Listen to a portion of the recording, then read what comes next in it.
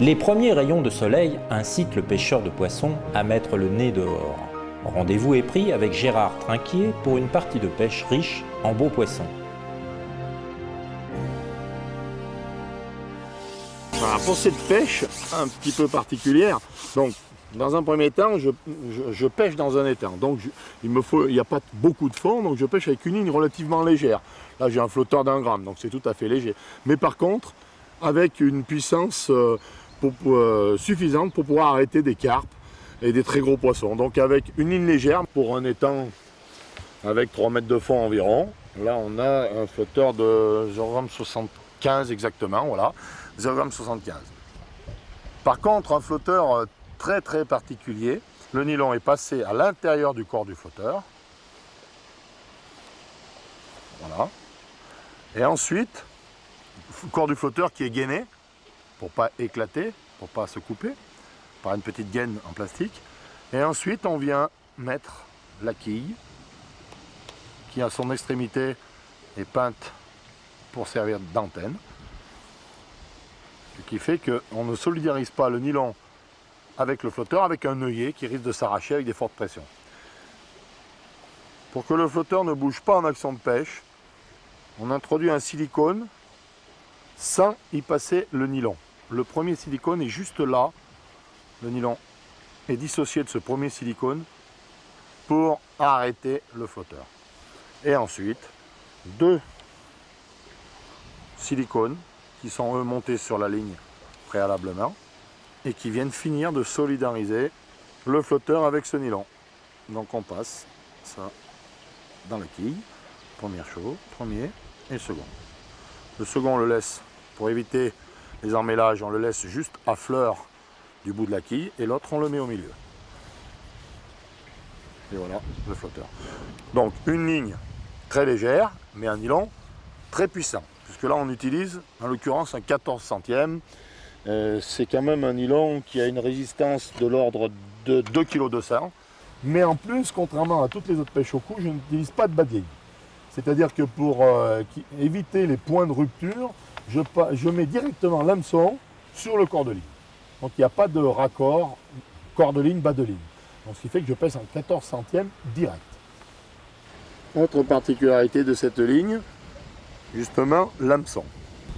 Hameçon qui lui-même est aussi très très particulier. Il est relativement petit puisque c'est un hameçon de taille 14, mais par contre il est très très gros de fer et, pour pas qu'il s'ouvre, et il ne dispose pas d'ardillon. L'ardillon sur des très très gros poissons avec une grosse tension sur le nylon, ça aide à déchirer les chairs du poisson et ça risque de nous faire des décrochages. C'est ni plus ni moins qu'une aiguille recourbée. Dès l'instant où il y a une énorme traction, le poisson d'un côté et le pêcheur de l'autre, et qu'il y a toujours cette traction, il n'y a pas de risque de décrochage. Et le tout équilibré avec entre 4 et 6 plombs sphériques.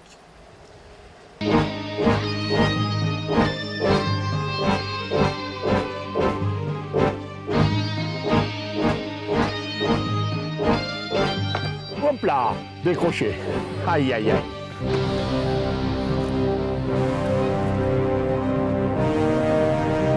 Là, bien évidemment, avec un maïs, à chaque fois qu'on fait, on perd le maïs.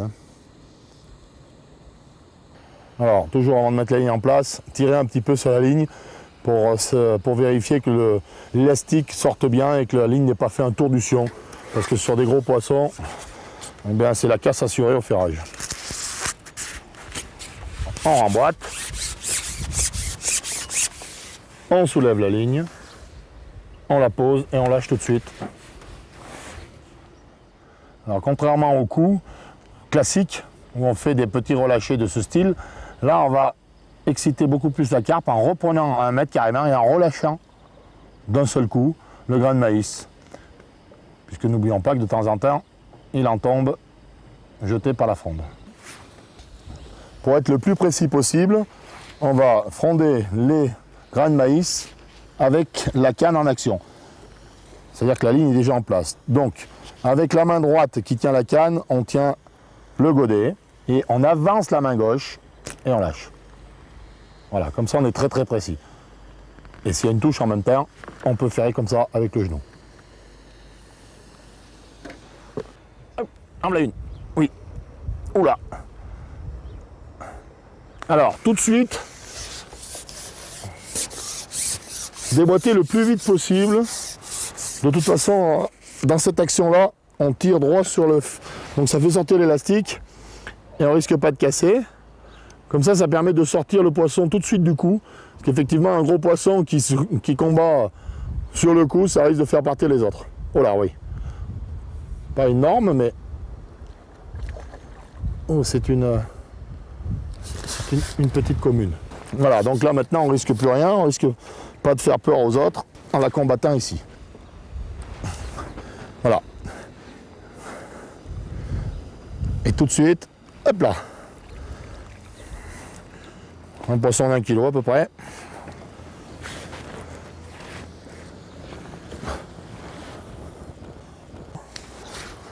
Voilà. Beau carpeau, commun, 1 kilo à peu près. On le décroche délicatement. Voilà, tout simplement. Et on va le mettre délicatement dans la bourriche.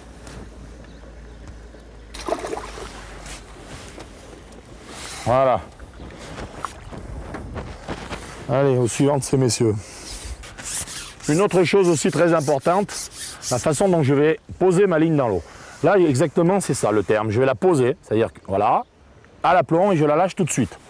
Comme ça, le grain de maïs n'est pas du tout bridé par le nylon et tombe tout à fait naturellement sur le fond, comme ceux que je propulse avec la fronde.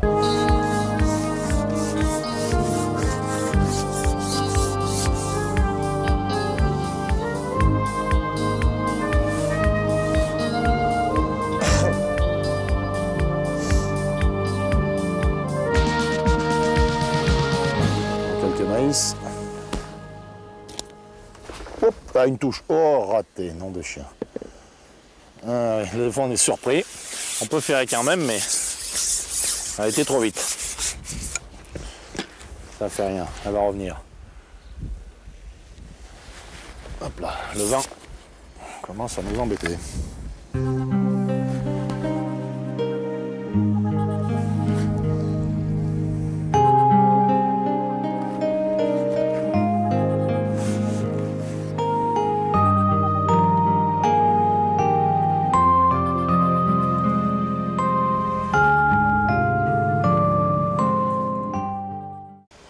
On va essayer de tenter des plus gros poissons en augmentant la bouchée. Alors même avec un hameçon de 14, on peut arriver à mettre 2 voire 3 grains de maïs. Là, je vais en mettre 3. Voilà un. Je vais prendre un troisième. Voilà. Que j'enfile aussi. Voilà. Et le dernier, qui lui va cacher complètement l'hameçon. Voilà. Je vais rechercher les deux autres. Et voilà. Un chapelet de maïs.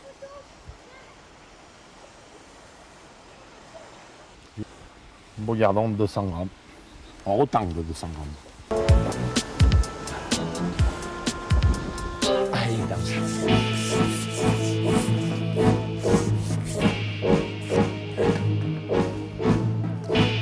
Allez, ça fait 300 grammes, mais avec le fil que l'on a, il n'y a aucun problème. Au passage, vous remarquez la plombée.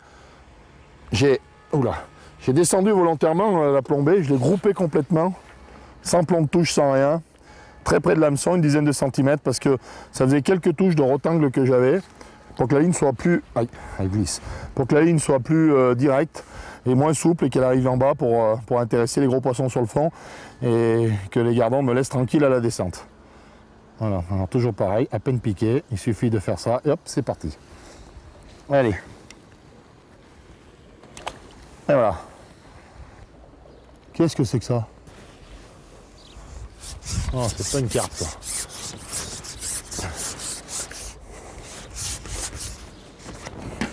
C'est pas une carte, mais c'est quoi? Oh, un gros gardon. On va pouvoir le soulever avec du 14 centièmes. Il doit faire 200 grammes. On va faire le 14 et... Voilà. Ça, c'est un vrai gardon. Ah oui, au moins 200 grammes. Hein. Ben, même lui, il n'est pas rebuté par le maïs. Hein. Et hop, avec les autres.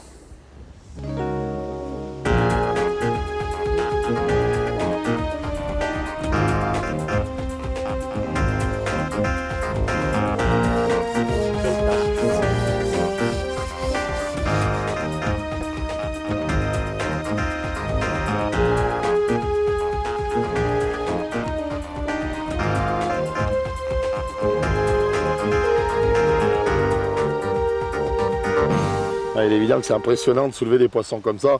Il est évident qu'avec une ligne classique de pêche au cou et une canne classique, bon, des tanches qui passent déjà les 250-300 grammes, il vaut mieux les mettre à l'épuisette.